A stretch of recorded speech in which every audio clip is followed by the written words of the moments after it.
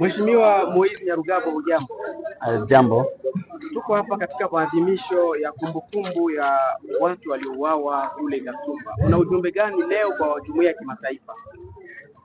Tumekuja hapa kupongeza wandugu walioachwa na familia zao waliouawa Gatumba na Bibokoboko na nafasi nyingine.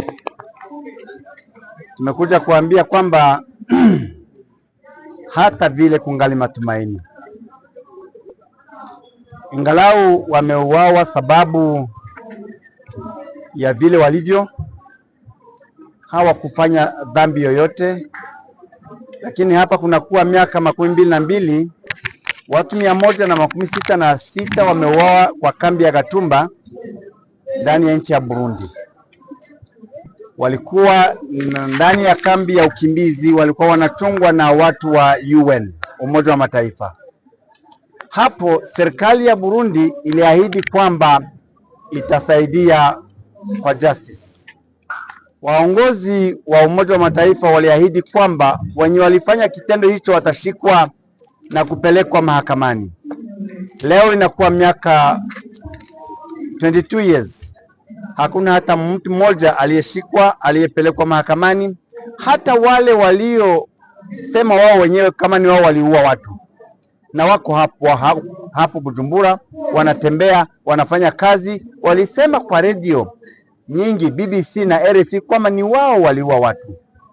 Hakuna hata mtu mmoja aliyepelekwa mahakamani. Tunaendelea kuomba Umoja wa Mataifa na nchi Kongo na nchi Burundi kuleta justice, kutafuta wale watu waliofanya kile kitendo na wahukumiwe. Kama haifanyike, watu wataendelea kuua wengine, sababu wanajua kwamba kuna impunity. Kwa leo tumekuja kufanya commemoration kusudi tuwape pole wale walioachwa na kuendelea kuwahimiza kuishi hata vile. Na tunaendelea kuomba na Umoja wa Mataifa kwamba ni mambo ya aibu kusema kambi ya UNHCR iliyo under responsibility ya Umoja wa Mataifa watu wauawe, hakuna hata neno moja. Haiwezekani. Lakini shida tunayo kwa leo ni kwamba serikali hizo zilipaswa kuleta justice.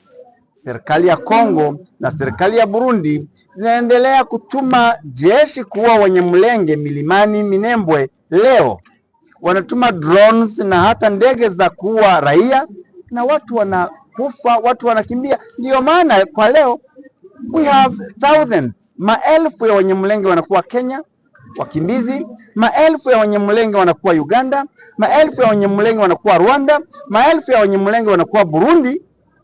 Hata vile Burundi na waacha wale maelfu kwa nchi yake, inaenda kuua wale walibaki nyumbani milimani. Basi na hayo yote tunaomba Umoja wa nchi za Afrika ya Mashariki, tunaomba UN, tunaomba AU wafanye jambo moja, kusimamisha hayo maafa, kusimamisha hayo mauaji na kusimamisha vile vikosi vyote vinatumia hata wa mercenaries na wanatumia ndege kuua raia kila siku hapo milimani. Haiwezekani. Kimya inaendelea na inatosha. Lakini bado mauaji yanaendelea hata huko Minembwe, drones zinatumiwa na jumuiya ya kimataifa bado ni kimya. Unazungumzia vipi ukimya huu wa jumuiya ya kimataifa? Kwangu mimi kunyamaza kwao, kimya yao, it's a kind of they are accomplice somehow. Wanafanya pamoja na wale wauaji, sababu Umoja wa Mataifa hawezi kukaa kimya wakati kuna watu mamia na maelfu wanakufa kila siku wakiuliwa na drones. Drones zinatumwa na serikali na wanatumia mercenaries. Kila mtu anakaa kimya. Utumiaji wa mercenaries is a crime. Sheria za AU zinakataza, sheria za UN zinakataza. Mbona hakuna mtu hata mmoja anasema yule Eric Prince Marekani mwenye ana recruit wale wauaji, hakuna hata mtu mmoja anasema huyu ni nani, anafanya nini? Simamisheni. So ndio maana kwa Wanyamulenge, because walikuwa karibu kumalizika, waliweza kujiorganize, wakaunda vijana wao, watoto wao, wakaunda kikundi ya kupigania wazazi wao. This is a shame, ni haya, ni aibu kwa serikali na serikali zingine, hata na organization zingine. Naendelea kusema UN wanapaswa wasimame, wakaripie serikali ya Kongo inayotumia armed groups na mercenaries kuwa raia. Wacha nimuulize swali moja kwanza. Mheshimiwa, kwanza pole kusumbua. Ningependa kwanza kwa manufaa ya Wakenya ambao watakuwa wanatazama, kama waweza kujibu swali langu, na ukianza kujibu useme jina lako na wadhifa wako katika serikali. Alafu kitu ambacho mimi nataka kujua, mshaifanya mikutano labda na serikali ya Kongo na wale washikadau wote wale, na katika hayo makubaliano labda kama mlikuwa nayo, kuna nyaraka ambazo mmeandika chini kando? Unajua mara nyingi tumekuja tukafanya interviews ambazo tumezungumza tu kwa media, lakini kumekuwa na yale makubaliano ambayo mmeandika chini. Cha tatu, ningependa kujua kwamba sasa tuko na East African Community ambayo iko Arusha. Je, mmeweza kuwasilisha labda miswada ambayo imeweza kusema au kuzungumzia masuala ambayo yanafanyika katika maeneo ya Gatumba na Nyamulenge region zote? So kwa hivyo naomba uanze kwa jina lako kwanza, kama unaweza jieleza kwa jina, wadhifa wako, alafu kisha tuende kwenye swali. Mimi naitwa Moise Nyarugabo. I'm a lawyer. I'm a former senator in Congo, and I'm a former of the parliament. My last term ended in 2023. 23 years.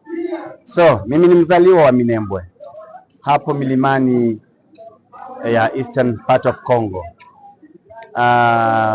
Ni moja ya wale Wanyamulenge tunaozungumzia leo.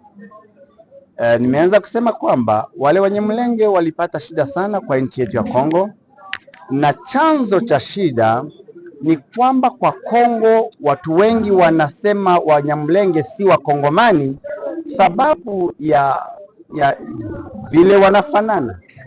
Kwao wanasema ni Wanyarwanda, wakiona sura sawa yangu wanasema ni Mnyarwanda. While kuna watu wananifanana wenye kuwa Uganda, kuna watu wa kunifanana wenye kuwa Kenya, kuna watu wa kunifanana wenye kuwa Tanzania, kuna watu wa kunifanana wenye kuwa Burundi. So ile shida ya nationality, management mbaya ya identity ndiyo ilikuwa chanzo. Ndiyo pale kwa 2004 kulikuwa vita Bukavu na Uvira, Wanyamulenge wakakimbilia Burundi Gatumba, na hapo watu wakajiorganize kutoka Kongo, mnamo Warundi, mnamo Wakongomani wenzetu, mnamo Interahamwe za Rwanda, wakaenda kwa kando wakaua 166 kwa kambi ya UN. Ndiyo commemoration tunayofanya leo. It was on 13 August 2004. Ndiyo commemoration tunayofanya.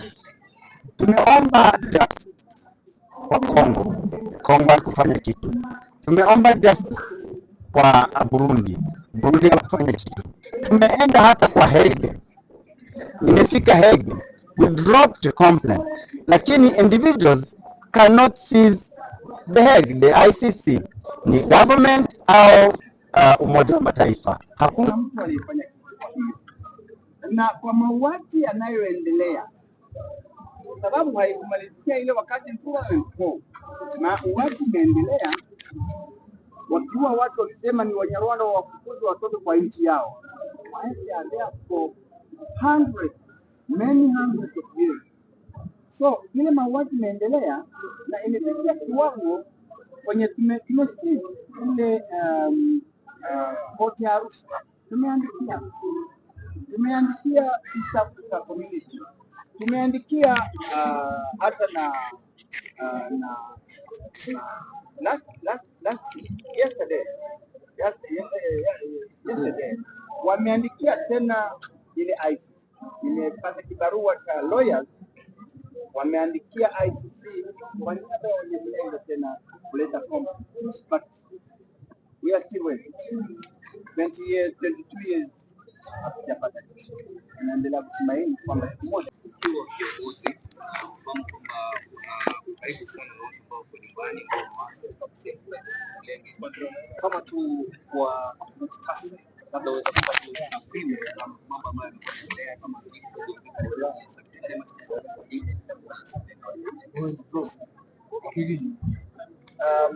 for 9 years now, kuna miaka 9, those armed groups za majirani wakisaidiwa na jeshi la serikali wameweza kuweka moto kwa around 408 villages. Wanaweka moto, wanaunguza nyumba, not house, villages. Wameweza kupora ng'ombe za Wanyamulenge, kwa Wanyamulenge watuna ng'ombe. Wameweza kupora ng'ombe more than 500,000. Wameweza kuua thousands of people. And one time, for 1 year and 6 months, waliweza kufanya blocking. Wanafunga njia zote zenye zinaweza kupeleka watu kwenda sokoni. Hakuna dawa, hakuna chumvi, hakuna sukari for more than a year. Jeshi la serikali linafanya blocking na jeshi la Burundi pamoja na those armed groups allied to them walifanya blocking for one year and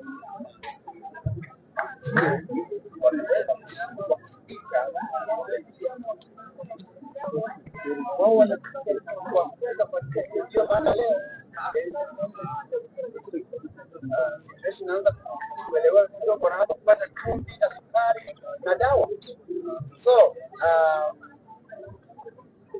but when a government is using means of serikali, wanatuma drones, hundreds of drones kupiga wananchi wenye hawana silaha, kupiga bombing houses za raia, bombing church na masomo na hospital.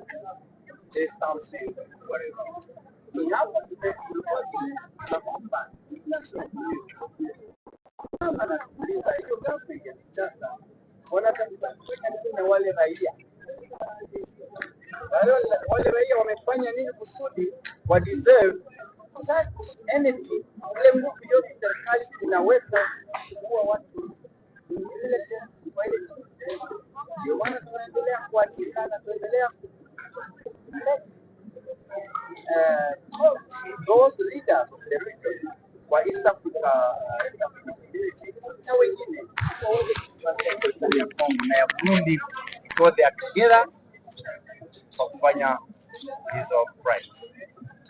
Swali la mwisho, kama kiongozi, unajua kwamba wewe unafahamu sana hasa katika mandhari na vitu vya vinaendelea nyumbani. Kwa hivyo kama ungeulizwa kutoa shauri, hasa wengine wanazungumza ni kwamba kitu ambacho kinasumbua sana ni issue fight. So kama wewe kama kiongozi, kama mtu ambaye uko katika sehemu za Nyamulenge, kama sehemu za DRC, Eastern DRC, nani ungeshauri hasa iweze kufuatiliwa au kuzingatiwa ili kuhakikisha shughuli nzima au matukio haya? Serikali inapaswa kumaliza jambo lolote linahusika na nationality na identity, because nationality doesn't care about how I look. Nationality haina rangi. Nationality haipati urefu wa mtu au utu wake au rangi ya skin yake. Ni kusolve issue ya identity according to the law, not according to emotion, not according to the na serikali kufanya hiyo, kuna sheria na sheria zinasema Mkongomani, a Congolese of origin ni mwenye alikuwa Kongo when the Congo became independent in 1960. Wanyamulenge walikuwa Kongo in 1700 or 6. Kuna wengine kwa history wanasema hivi 5. So after 400 years utasema mtu hayuko wa ile nchi aende wapi? Sababu anafanana na mtu fulani. So the government must stop such discrimination. Government inapaswa kusimamisha the hatred speech. Watu wanaendelea kuzungumza maneno ya ubaguzi. They have to be punished. Kama serikali haifanyi na wataendelea kuuana. And there is a kind of absence of serikali na kutumia sheria za nchi. Hiyo serikali inapaswa kufanya, kusimamisha haya maneno na kusema mkongomani yeyote mwenye anakubaliwa kuwa mkongomani kufuatana na sheria akuwe na right za wakongomani wengine wote despite urefu wake in the area.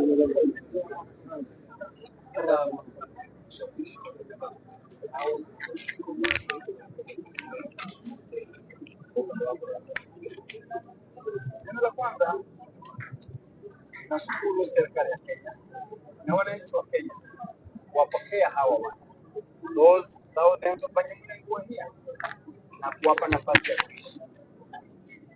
Meanwhile, naomba serikali ya Kenya na serikali zingine za East Africa kusimama na kumuuliza Tshisekedi anapenda kufanya nini na wale wananchi wa nchi yake, asimamishe ubaguzi, asimamishe discrimination, asimamishe ile speech ya hatred na aunganishe wananchi, organize dialogue yenye itasaidia wananchi wote kuishi pamoja na kuongoza nchi kwa pamoja. So the Eastern Africa community wana responsibility ya ku bring back peace in Congo kwa njia zote.